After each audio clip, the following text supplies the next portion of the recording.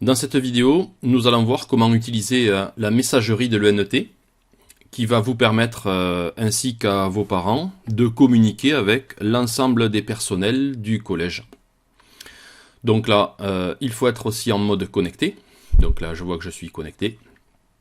Et directement accessible ici, donc vous avez la messagerie. Donc cette messagerie, elle se présente assez simplement. Vous avez ici des dossiers particuliers, donc les messages reçus, les messages que j'ai envoyés. Les brouillons, ce sont les messages que je suis en train d'écrire mais que je n'ai pas encore voulu envoyer. La corbeille qui contient les messages que vous avez enlevés des reçus ou envoyés mais qui ne sont pas encore supprimés de votre compte. Et les archives, voilà, c'est un dossier que j'avais créé moi, mais vous voyez que je peux effacer ce dossier. Vous pouvez aussi vous créer des dossiers.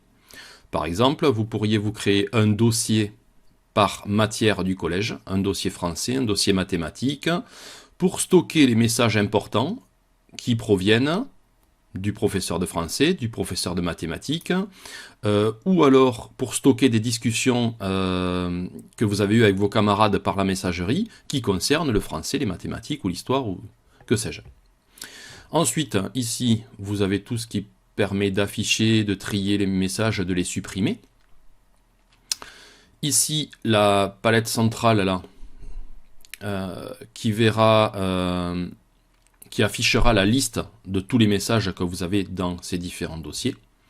Et enfin, ici, important, le bouton bleu qui vous permet de rédiger un message. Donc voilà, l'activité d'aujourd'hui, c'est comment est-ce que je peux envoyer un message. Alors, pour envoyer un message, ben déjà, il faut le rédiger. Donc, je vais cliquer sur « Rédiger ». Cette fenêtre qui s'ouvre va vous demander de choisir les destinataires. À l'heure où je fais cette vidéo, vous n'avez pas accès à l'annuaire et je n'ai pas accès à l'annuaire.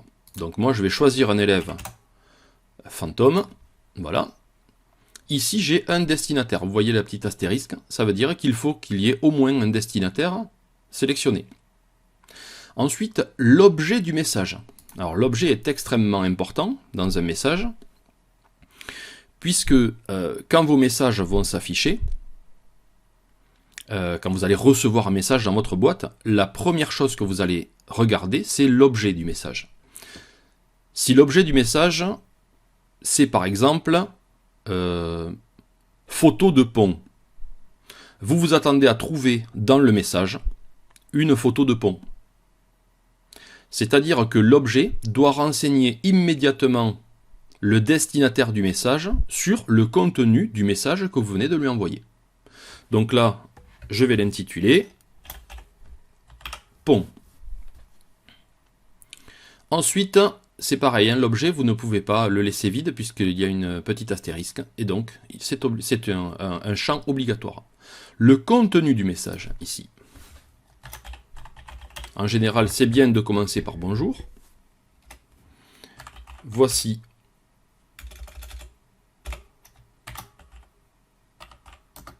la photo du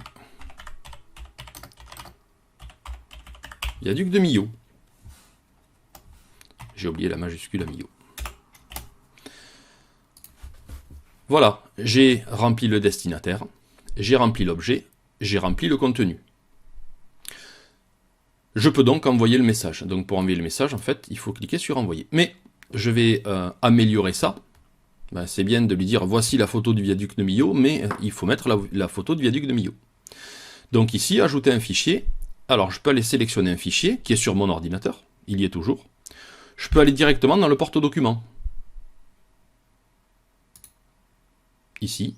Je vais sélectionner l'image, je vais utiliser l'image. Et donc, j'ai un message avec un destinataire, un objet, un contenu et une pièce jointe. Une fois que j'ai vérifié que j'avais le bon destinataire, que je n'avais pas fait de faute dans l'objet, dans le contenu, et que j'avais bien fait ma pièce jointe, je peux envoyer le message. J'ai ici la confirmation que le message a bien été envoyé. Si à la place de ce bandeau vert, vous avez un bandeau rouge qui vous indique que le message n'a pas pu être envoyé, eh bien il faut recommencer l'opération.